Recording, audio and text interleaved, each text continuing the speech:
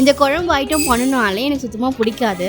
சரியாக சொல்லணுன்னா நான் குழம்பு வச்சா சில சமயம் தான் நல்லாயிருக்கும், பல சமயம் சொதப்பிடும். அதுக்காகவே நான் வெரைட்டி ரைஸ் தான் நிறைய பண்ணுவேன். இருக்கிற எல்லா வெரைட்டி ரைஸையும் பண்ணிட்டேன். இதுக்கப்புறம் என்ன பண்ணலான்னு யோசிக்கும் போது வீடியோஸில் அரிசி பருப்பு சாதம் பார்த்தேன். அரிசி பருப்பு சாதம் இது வரைக்கும் நான் செஞ்சதே இல்லை.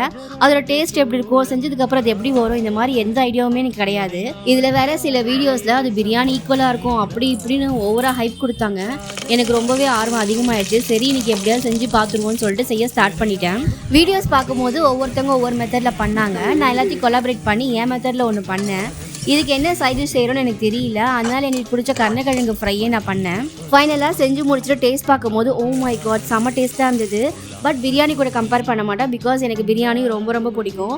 பட் இதோட டேஸ்ட் வந்து பிரிஞ்சி சாதம் மாதிரியும் இல்லை, தக்காளி சாதம் மாதிரியும் இல்லை, சாம்பார் சாதம் மாதிரியும் இல்லை, எல்லாமே சேர்ந்து ஒரு மாதிரி யூனிக்காக இருந்துச்சு.